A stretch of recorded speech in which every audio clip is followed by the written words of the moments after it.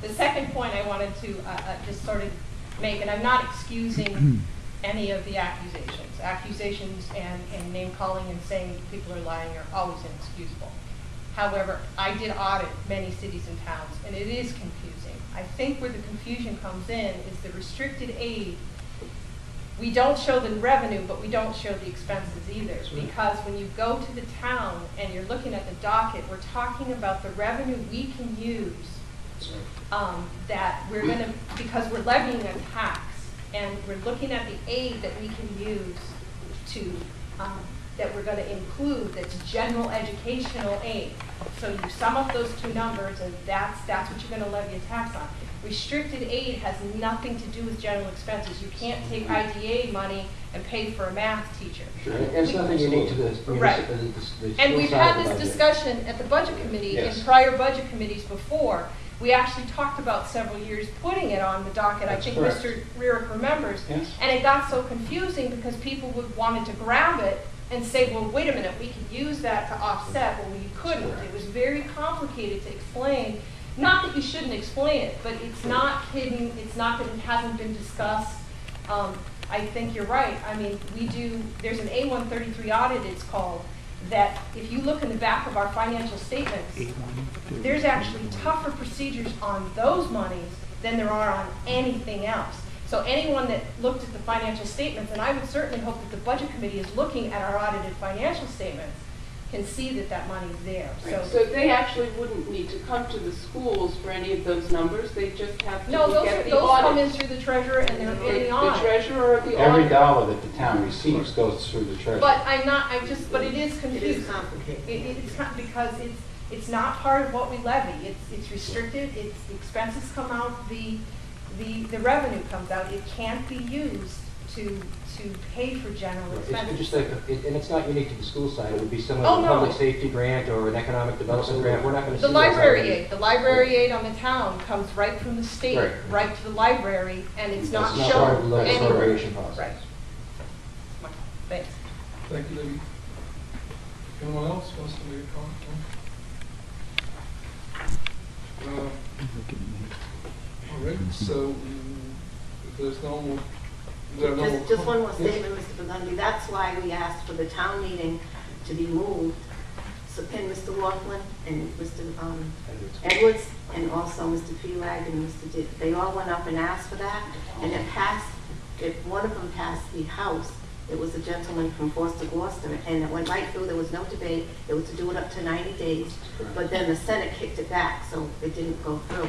But that's why we asked for it, so we could get really good numbers. We could say, this is exactly what we're going to get from the state, which probably here in June, like last year. We heard the last week in June when they voted on it. I was there. And then we could say the federal government, arrow money, stabilization, this and that.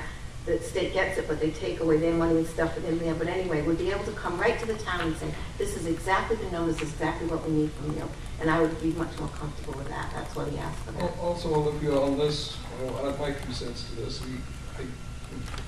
As you remember, I was pushing for specifically asking Wright for their opinion on how to look at these numbers, how to interpret them, how to interpret the ARA money. So someone else from outside at the state level who actually intercepted the federal money and then sent them back through the town to the school department. The question is, to which stream of revenue does this belong? And how does this impact our base? Well, otherwise we can just talk and accuse each other of being wrong or have bad intentions.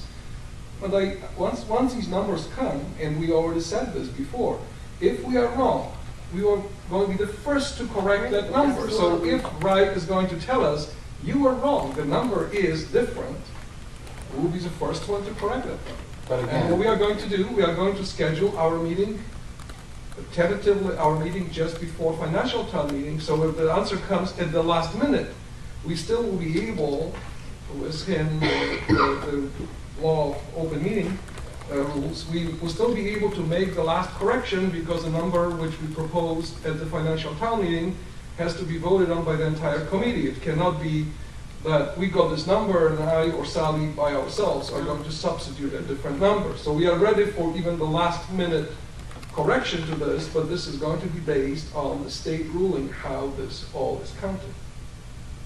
So what are we trying to hide here? If we are trying to hide things here, the answer might not be in our favor.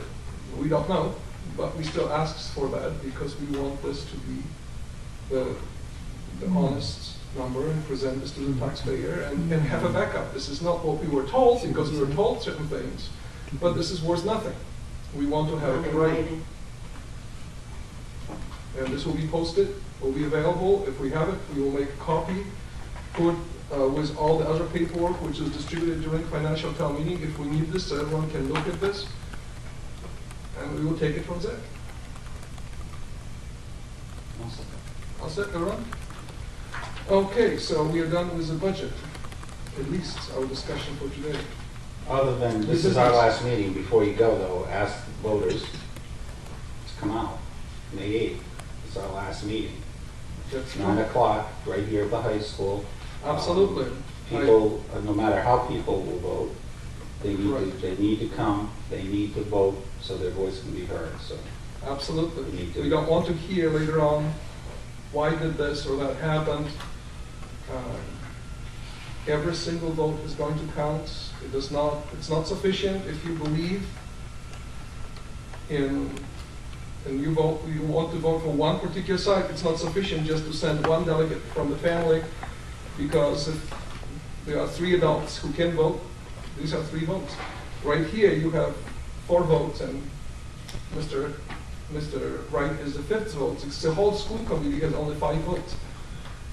So I would encourage everyone to come and vote whatever we feel like, whatever is supposed to happen. We will explain what are the consequences of particular vote for schools. And if we have to call another meeting, of course, between now and then we will, and we'll post it and everything. Well, there's one more question which I have actually on this matter. What's going to happen if all of a sudden we exceed the capacity of it might happen? The plan historically, again, it's the town's gym, so to speak. I know. But the auditorium is the auxiliary place.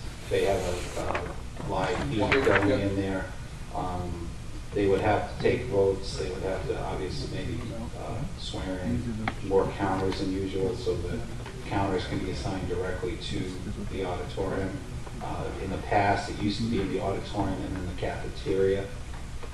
You have to give the people right to speak. Right, and then they have to have the right to be able to speak. So the town's going to have to set something up in the auditorium, and I'm not really sure how that works. How people can speak in the auditorium so it can be heard, you know, in the gym. But that's really, and I know the town contracts that out to a company, so that's something that I'll talk to Mrs. Mello about. Because I know people had questions about that. I believe they would follow that format because that's what they've used in the past. Correct. If I might briefly summarize the budget situation. Right now, we're asking for $617,000 of additional funds. And we're losing over $500,000 of IDEA ARA funds that were a one-time boost to our revenues this year. So basically, those services need to be provided. Those expenses aren't going to go away no matter what we do. We still have children with IEPs.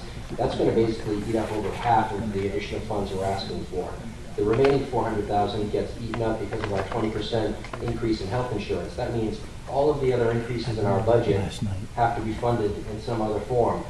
Over the process that we've gone through over the last 5 months, we've cut out $1 million plus of expenses in our budget to get there. We still have a ways to go, and we're working on it. But I just wanted to, the $917,000 we're asking for basically will fund the one-time stimulus money that we received for special ed and our health insurance. The rest of it, we've had to make cuts, significant cuts through attrition, personnel-wise. We've pretty much every major expense that we have control over, we're in a collaborative or some sort of pool purchasing agreement. We're doing whatever we can to keep the expenses at a minimum. And also, our staffing has gone down 6.5% in 3 years, the number of teachers and teacher assistants. So as Mrs. Black has mentioned, we have made the appropriate reductions over time as the need saw fit.